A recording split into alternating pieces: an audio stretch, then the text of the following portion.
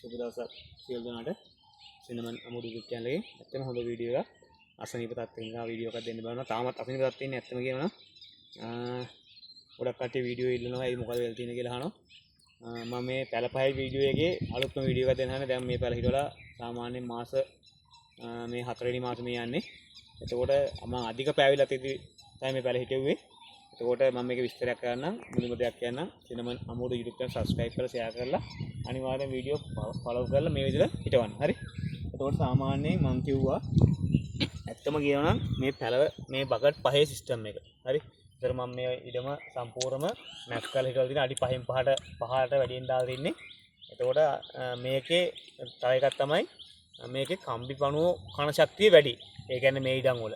හරි. ඉතින් මම ඒකට අනිවාර්යයෙන්ම ඔයාලට ගෙන්දගම් පවුඩර් එකක් ගැහුවා. හරි වලවලට පෝර දැම්මා. ඉතින් ඒකෙන්ද එක පැලයක්වත් කම්බි පණුවකින් හානි වුණේ නැහැ. ගොඩක් කට්ටිය කතා කරනවා ඉඩම් වවනකොට කම්බි පණුවකින් හානි වෙනවා කියලා. ඉතින් ඒකෙන්ද මම නිතරම කියන channel එකේ අනිවාර්යයෙන්ම අවශ්‍ය සල්ප ටික දාලා පැල ටික ලස්සන හිටවුවන් පස්සේ හැදෙනවා කියලා. හරිද? දැන් මේ තියෙන්නේ ඇත්තම කියනවා දැන් මේවට දෙවෙනි පාර පෝර එදුවා. හරි. පෝර එදුවා. එතකොට ගොඩක් කට්ටිය බලන දැන් මේ පැල සාමාන්‍ය මේකේ පැල 25ක් 30ක් තියෙනවා. හරි. අපිට මේ පැල 25 30ම හදන්න බෑ මේකේ. අපිට පැල හදන්න පුළුවන් උපරිම 15ක් 18ක් වගේ තමයි හදන්න පුළුවන්. දැන් ඒකට සාමාන්‍යයෙන් මේ පැල පහේ සිස්ටම් එකට පෝර දෙනකොට අපි ගහ වටේට පෝර දීලෙවලා අනිවාර්යයෙන්ම මේකේ මැදට හරි මේකේ මැදට පෝර ටිකක් යූරියා සාමාන්‍යයෙන් යූරියා මොකද කලකට ගහන්න ඕන. හරි නැත්නම් යාරමිලා. හරි යාරමිලා දාන්න පුළුවන් මැදට අනිවාර්යෙන් ඒ දැම්මන් පස්සේ කඳන් හොඳට මහත් වෙනවා. හරි දැන් ඔයාලට පේන මේ කිලි දාලා ලස්සනට හැදිගෙන විදිය. හරි. දැන් අපි දැන් මේ පඳුරු ගත්තොතින් ගොඩක් පඳුරු ගත්තොතින් එකට එකක් තරංකාරී. දැන් මේ ඔයාලට පේන මේ ගස් ගත්තන් පස්සේ සාමාන්‍යයෙන් හරි මේ ගස්වල මේ මුලින් එන පැල. ඒ කියන්නේ සාමාන්‍යයෙන් ගිරියක් මුලින් මෝන් දුනොතින් මේ පැලේ අනිවාර්යයෙන්ම ඉක්මනටම සාර්ථකව හැදෙනවා. හරි. දැන් ඕන දෙයක ඒ කියන්නේ පෝර වුණත් වැඩිපුර වැටෙන තැන තමයි හැදෙන්නේ. සාමාන්‍යයෙන් අපි ගත්තොතින් අපි සාමාන්‍යයෙන් කල්පනා කරමු ඔය අපි ගොඩක් ඕනේ සාමාන්‍යයෙන් ගමු අපි සාමාන්‍යයෙන් මේ චුටක් මේ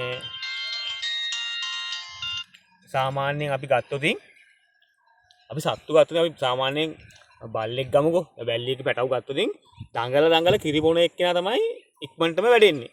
එයා සාමාන්‍යයෙන් අර දඟල නැති කට්ටිය කිරි බොන කට්ටිය වගේ තමයි මේවත්. ඒ කියන්නේ සාමාන්‍ය මම උදාහරණයක් ගත්තේ හයිය එක්කෙනා මේකේ වැඩිපුරම පෝර ගන්න එක්කෙනා තමයි ඉක්මනටම හැදෙන්නේ. ඒ වගේ තමයි මේ තියෙන මේ පඳුරේ පැල 10ක් තියෙනවනම් හරි මෙයා පෝර වැඩිපුර ගන්න හින්දා තමයි මෙයා හැදෙන්නේ. හරි.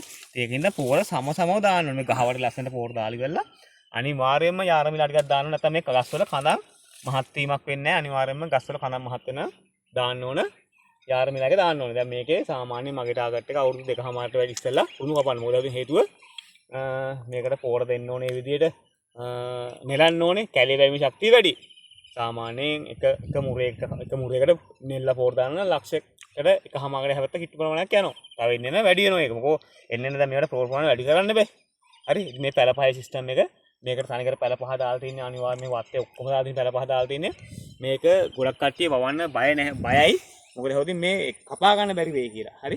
එහෙම දෙයක් වෙන්නේ නැහැ. ඔයාලට වෙන්නේ සාමාන්‍ය මේ වත්ත ගත්තන් පස්සේ මම වවපු විදිය. හරි. ඉතින් තව වතු ගොඩක් තියෙනවා අප්‍රවාහන කොටිය කුඹුරේ වත්ත වවන්න තියෙනවා. කෑගල්ලේ ඇහැලි වල වත්ත වවන්න තියෙනවා. හරි. ඒවයි තව වත්තක් ආව වැල් පිටියේ. හරි. ඉතින් අසනීප රටේට එක මූට් කරන්න බෑ. මොකද හොදින් තව දවස් 4-5ක් යනවා. මේ අසනීප රටේ සුවාතර ගන්න ඒ ටික කරගන්න. හරි. මේ වගේ ලස්සනට හැම පඳුරටම පෝර වැල්ලා තිනවා. කම්බි පණුවෙන් කිසි හානියක් නැහැ. උන්ට පේන්නේ එක පඳුරකටවත්. හරි. එක පඳුරකටවත්. දැන් මේවා දැන් මේ ගස් පෝර වගේම මේ වගේන් තියෙන පෝරත් ගන්න තමයි දැන් මහන්සි ගන්න තව හැද වැටෙනකොට. හරි. ඉතින් පරතරේ වන් විතරම දාලා තියෙන මේ පඳුරේ නම් මෙහෙම කපන්න හරහට කියන අඩි 10ක් උස ගියත් මෙහෙම තමයි මේ පඳුර කපන්න ඕන. මේ අතර. මේක මෙහෙ කපන්නෙත් නැහැ මෙහෙ කපන්නෙත් නැහැ. එක්ක මේ අතර. ඒ මැප් කරලා දාලා තියෙන එහෙම දාලා තියෙන මේ අතර ඕන අතර කපන්න පුළුවන්. හැබැයි මේ අතර කපන්න බෑ. මේ ගස් අතර කපන්න බෑ. එහෙනම් වීඩියෝ බලන්න ලයික් එකක් දාන්න. හරි. අනිවාර්යයෙන්ම ස්ටෙප් කැලේ වැවීමේ ශක්තිය වැඩි. මාස 1කමාරෙන් දෙකෙන් මේක නෙලන්න ඕනේ. ඉතින් ගොඩක් කට්ටිය කුරුදු ඇත්තම කියනවා වගාව කරලා මාස 8ක් 10ක් 12ක් ගියාම අවුරුද්දක් ගියාම අතාරින්න එපා. මොකද දැන් කුරුදු මිල රුපියල් 4000කට කිට්ටු වෙන තියෙනවා 34 කුරුදු. හරි. ඉතින් ඒකින්ද අපිට වැරදිටි දැන් ගොඩක් තියෙනවා. අපි ඒව හදාගෙන ඉස්සරහට යමු. කුරුදු ව්‍යාපාරය සාර්ථක කරගන්න. ඔයගොල්ලෝ අනිවාර්යයෙන්ම කුරුදුම වගා කරන්න. මොකෝ කරදරයක් නැති භෝගයක් කාලයක් යනකොට. හරි එහෙනම් සුබ දවසක් ඔයාලට.